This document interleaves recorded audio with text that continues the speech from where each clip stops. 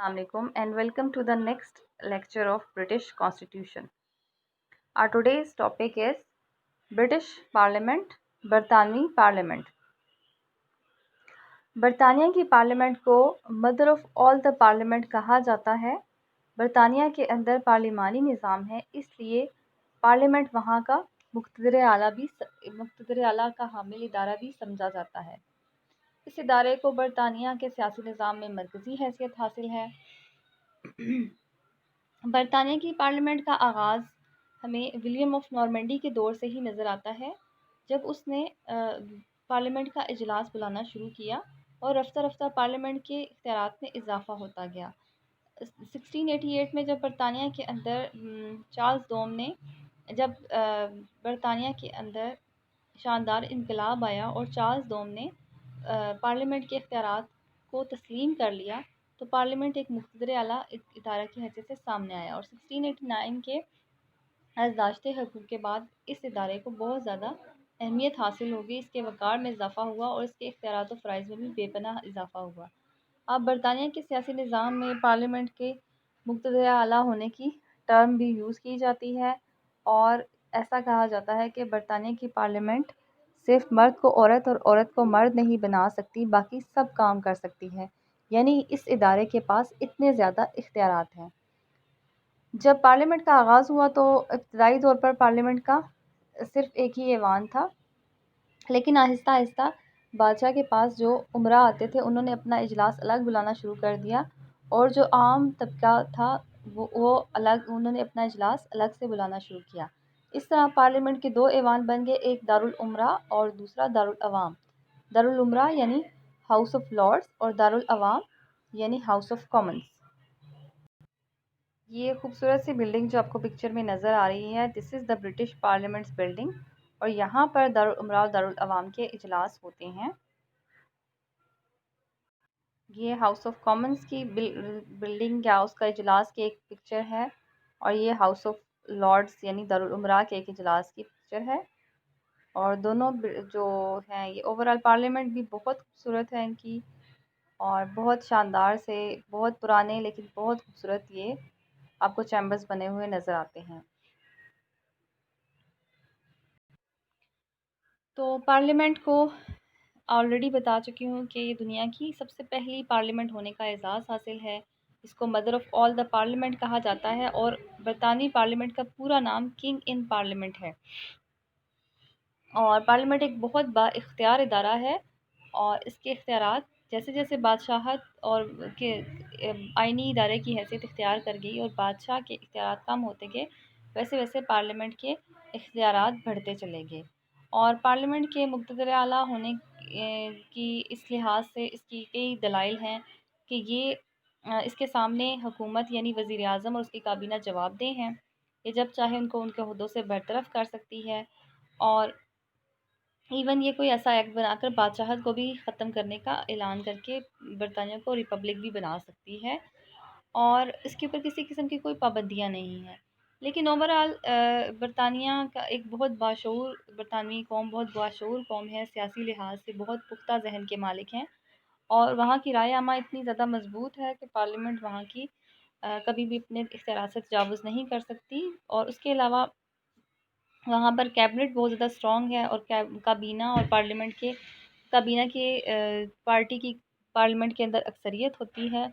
اور اس وجہ سے بھی وہاں پر ایسا کرنا پارلیمنٹ کے لیے ممکن نہیں ہے. اس کے علاوہ وہاں پر ایسی سیاسی روایات ہیں جن کے تحت پارلیمنٹ کے اپنے اختیارات سے کسی صورت تجاوز نہیں کرتی. برٹش پارلیمنٹ کے دو ایوان ہیں یا دو ہاؤسز ہیں. اپر چیمبر کو یا بالائی ایوان کو، ایوان بالا کو دارالامراء یا ہاؤس آف لارڈز کہتے ہیں،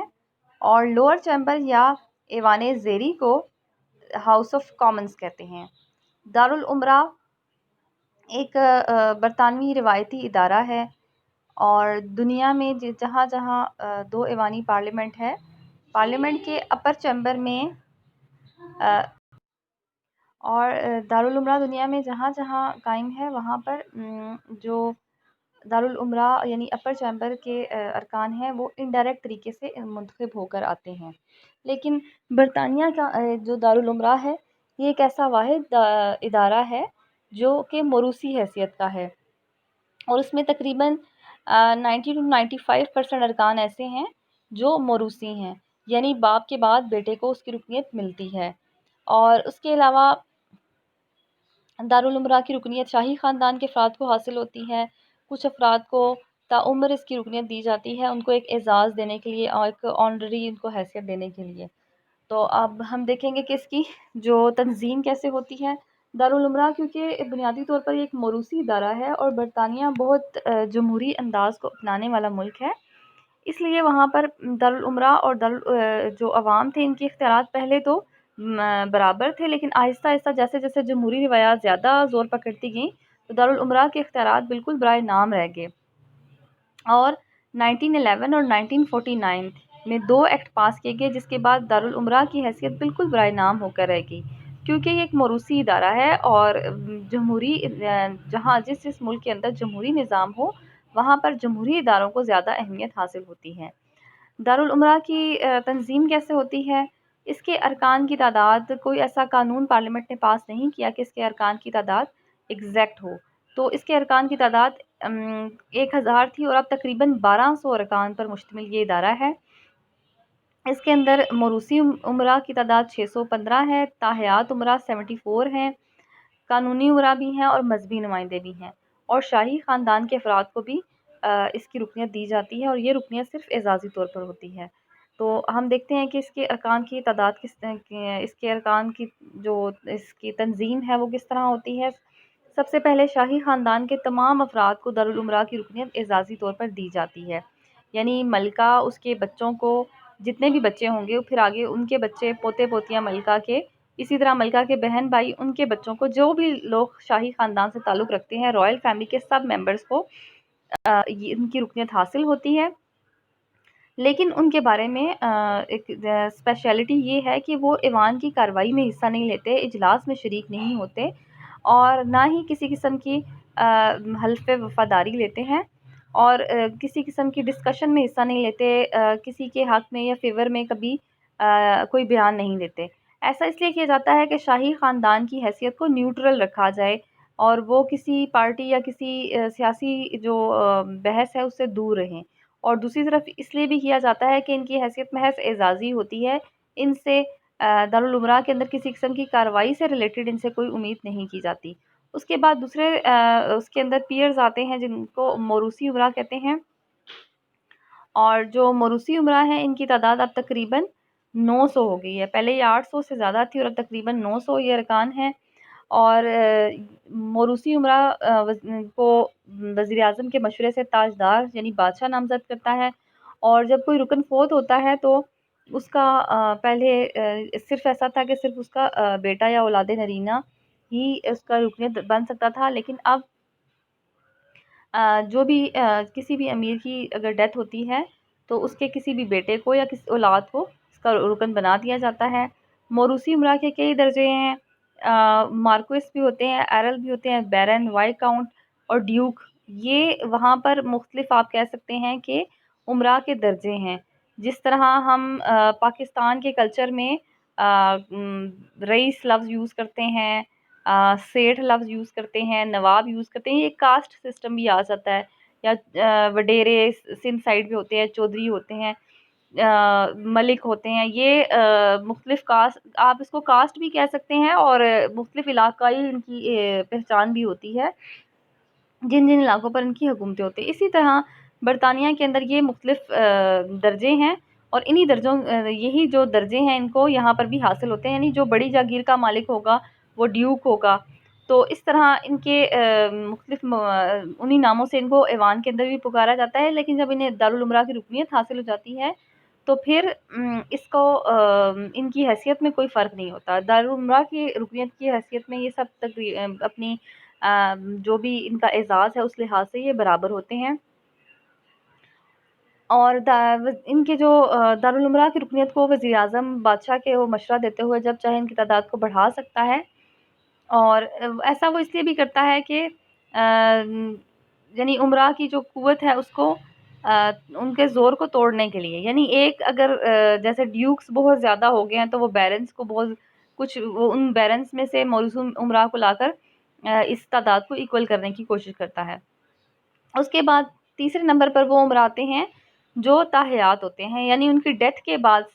ان کو ان کے بچوں کو رکنیت نہیں ملتی، اور ان کی زندگی میں ان کو صرف یہ ایک اعزازی طور پر یہ رکنیت ملتی ہے۔ اور اس میں بھی ان کا جو تاحیات امراء ہیں، ان کا تقرر بھی وزیر اعظم کے مشورے سے بادشاہ کرتا ہے۔ اصل میں یہ اختیار وزیر اعظم کا ہوتا ہے، لیکن صرف بادشاہ کے نام سے کیا جاتا ہے۔ اور جیسے ہی یہ جو تاحیات امراء ہیں، ان میں سے کسی کی ڈیتھ ہو جاتی ہے تو ان کے بچوں کو اس کی کوئی رکنیت نہیں دی جاتی، اور ان کی تعداد بھی اب کافی زیادہ ہے۔ اور یہ جو لائف ٹائم لارڈز یا تاحیات امراء ہیں، ان کا تعلق ضروری نہیں ہے کہ امراء کے طبقے سے ہو، یعنی ہیں تو یہ دارالامراء کے رکن، اس لیے ان کو امراء کہا جاتا ہے، لارڈز کہا جاتا ہے، لیکن یہ عام افراد بھی ہو سکتے ہیں جنہوں نے سائنس میں، ٹیکنالوجی میں، تعلیم میں یا کوئی بھی ایسی ملکی خدمت سر انجام دی ہو، تو ان کو ایک اعزاز دینے کے لیے، اس کی دانشور ہوں، صحافی ہوں، کوئی بہت انہوں نے کوئی ویل نون ایسا انسان ہو جس نے بہت زیادہ سروس کی ہو برٹش گورنمنٹ کی، حکومت کے لیے، ریاست کے لیے کوئی اہم کام کیا ہو، تو ان کو اس کی رکنیت دی جاتی ہے۔ اس کے علاوہ جو پرانے وزیر اعظم ہوتے ہیں، سابق وزیر اعظم، سابق اسپیکرز، ریٹائرڈ جنرلز اور ایسی جتنی بھی شخصیات ہوتی ہیں، ان کو بھی ایک اعزاز دینے کے لیے تاحیات امراء میں ان کو اس کی رکنیت دی جاتی ہے۔ اور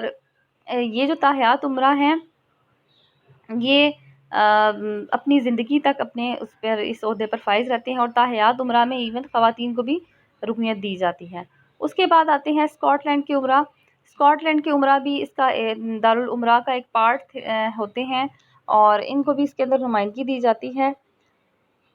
اور یہ لوگ جو اسکاٹ لینڈ ہے، وہاں کے موروثی امراء میں سے منتخب ہو کر آتے ہیں، اور پہلے ان کی ایک میعاد مقرر تھی، لیکن اب ان کو بھی تاحیات رکنیت حاصل ہوتی ہے۔ اس کے بعد آئرلینڈ کے امراء آتے ہیں۔ عملی طور پر اب وہاں برٹش جو ہاؤس آف لارڈز ہے، وہاں پر آئرلینڈ کے کوئی بھی امراء نہیں ہیں، لیکن پہلے آئرلینڈ کے امراء اس کی رکنیت رکھتے تھے، اور اب اس لیے نہیں ہے کہ اب آئرلینڈ کا ایک بڑا حصہ برطانیہ سے الگ ہو کر ایک الگ ریاست بن چکا ہے، اور صرف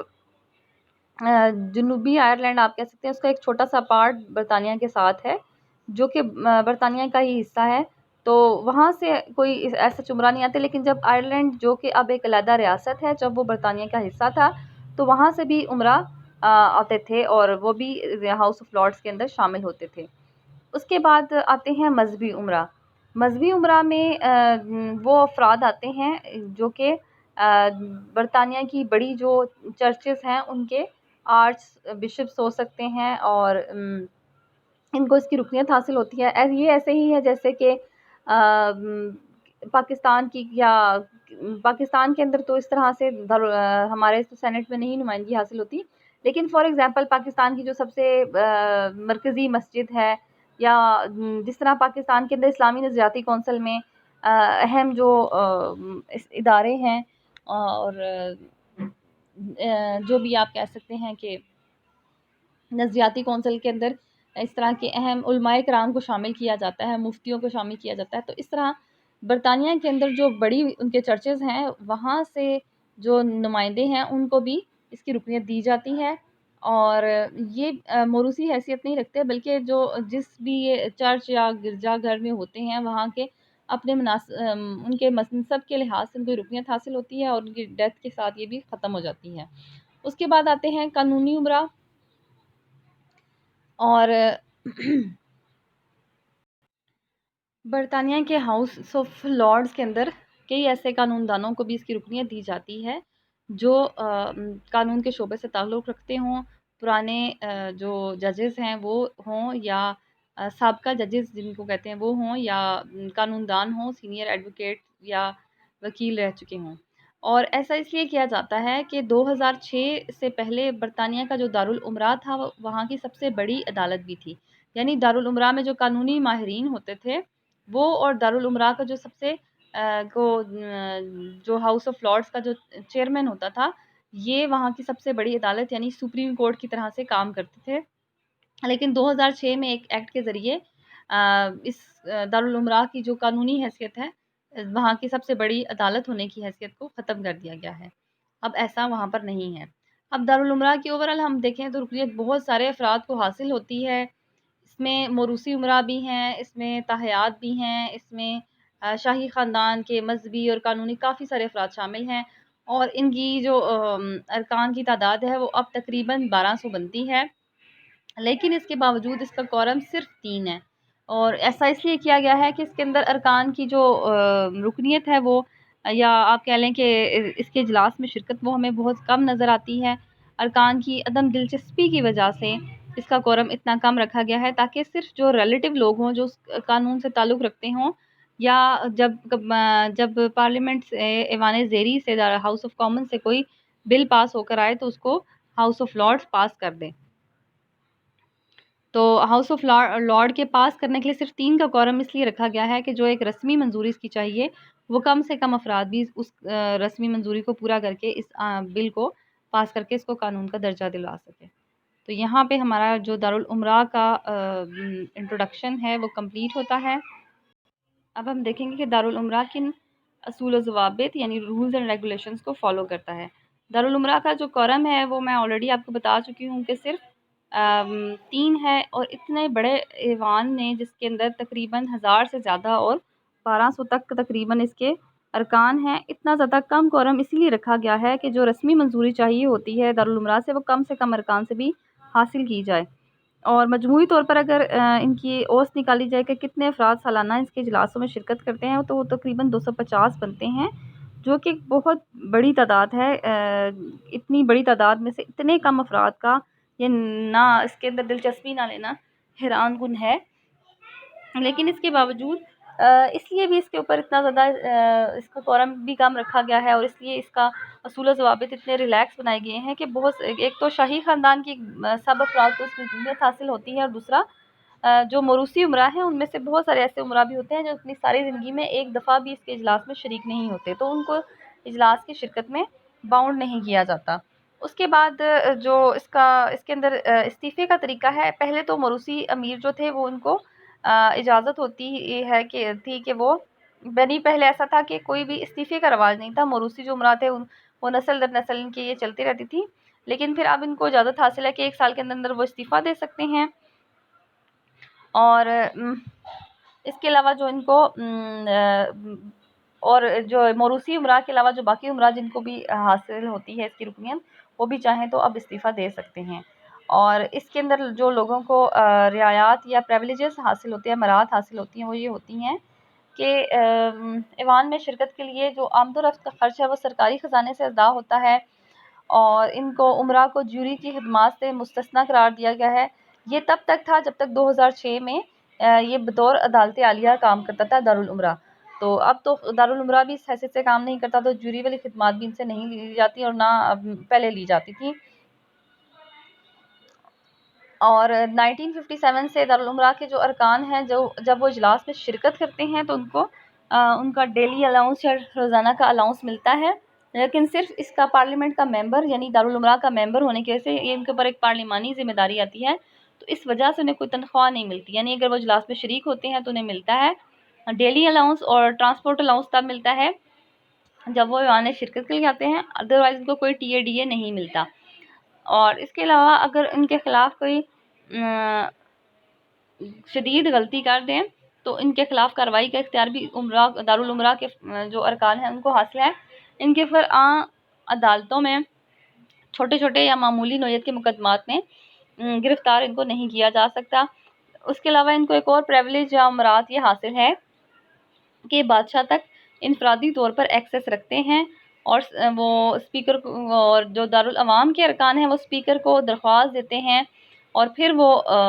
بادشاہ سے ملاقات کر سکتے ہیں، لیکن دارالامراء کے ممبران ڈائریکٹ بادشاہ کے ساتھ ان کا لنک ہوتا ہے، بادشاہ کے ساتھ وہ ان کو رسائی حاصل ہوتی ہے، وہ بادشاہ سے ملاقات کر سکتے ہیں۔ اس کے علاوہ دارالامراء کے بہت سارے آپ کو ایسے قواعد و ضوابط نظر آئیں گے جو کہ آپ کو دارالعوام سے کافی ڈفرینٹ نظر آتے ہیں، یعنی دارالامراء کے ارکان اظہار رائے کی ان کو آزادی حاصل ہوتی ہے، وہ اپنے خیالات کے اظہار کر سکتے ہیں، ان کو کوئی گرفتار نہیں کیا جا سکتا، اور اس کے ساتھ ساتھ وہ دارالامراء کے کسی بھی فیصلے سے اختلاف کر سکتے ہیں اور اپنا اختلافی نوٹ ایوان کے جرنل میں یعنی اس کے جو رسالہ ہے اس کے اندر شائع بھی کروا سکتے ہیں۔ اور تقریر کرنے کے لیے ان کے پاس کوئی وقت کی قید نہیں ہوتی، وہ جتنی چاہے لمبی تقریر کر سکتے ہیں۔ لارڈ چانسلر جو کہ ان کا ایک دارالعمرہ کا جو چیئرمین آپ کہہ سکتے ہیں، وہاں کے چیئرمین کو لارڈ چانسلر کہتے ہیں، وہ ان کو منع نہیں کر سکتا، اور اگر عام ارکان چاہیں تو اس سے رکن سے تقریر کو مختصر کرنے کی درخواست کر سکتے ہیں، لیکن کوئی بھی شخص اس کو روک نہیں سکتا کہ وہ تقریر چھوٹی کرے یا ختم کر دے۔ اس کے علاوہ وہ ضروری نہیں ہے کہ وہ ہر اجلاس میں شریک ہوں، اگر وہ نہ شریک ہونا چاہیں، جب ان کو انفرادی طور پر ہر رکن کو اطلاع دی جاتی ہے کہ دارالعمرہ کا اجلاس ہونا ہے، اور اگر وہ نہ شریک ہونا چاہیں تو لارڈ چانسلر کو نہ آنے کی اطلاع بھیج سکتے ہیں، اس کو لیو اپنی بھیج سکتے ہیں۔ اور اس کے علاوہ ان کے جو مقدمات تھے وہ 1936 سے پہلے عام عدالتوں میں پیش نہیں کیے جاتے تھے، لیکن اب ان کا یہ پریویلیج یا ان کی یہ مراد ختم ہو گئی ہے، اور اب ان کے مقدمات بھی عام عدالتوں میں پیش کیے جاتے ہیں۔ اچھا، اس کے بعد جو نیکسٹ ہمارا ٹاپک ہے وہ ہے لارڈ اسپیکر۔ ابھی میں نے آپ کو جب اس کا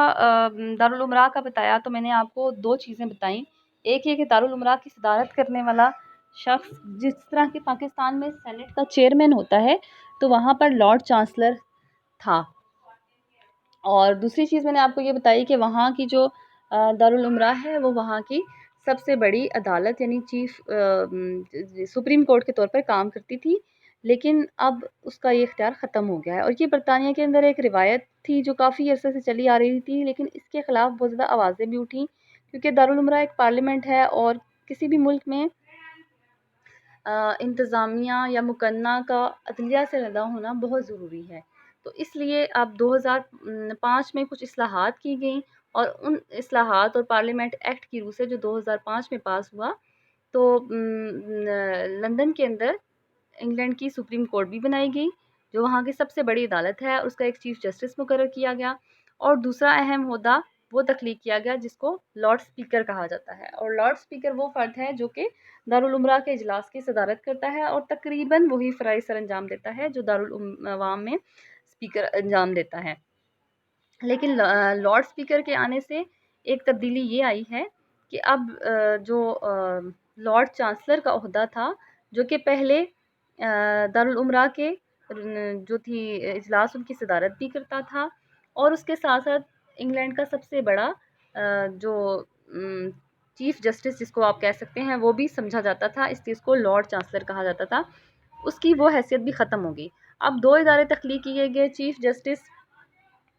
الگ سے ایک ادارہ تخلیق کیا گیا جس کا کام وہاں کی سب سے بڑی عدالت میں چیف جسٹس کے طور پر کام کرنا تھا، جبکہ لارڈ اسپیکر کا عہدہ تخلیق کیا گیا جس کے تحت لارڈ اسپیکر نے دارالعمرہ کے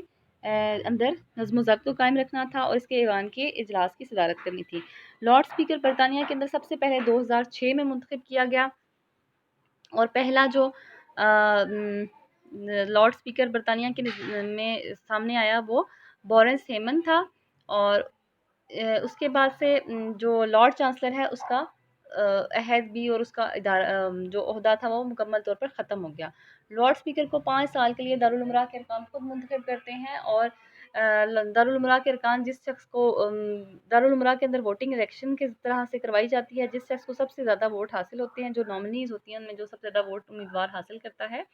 وہ دارالعمرہ کا لارڈ اسپیکر بن جاتا ہے۔ اور اس کے فرائض تقریباً میں نے آپ کو کہا کہ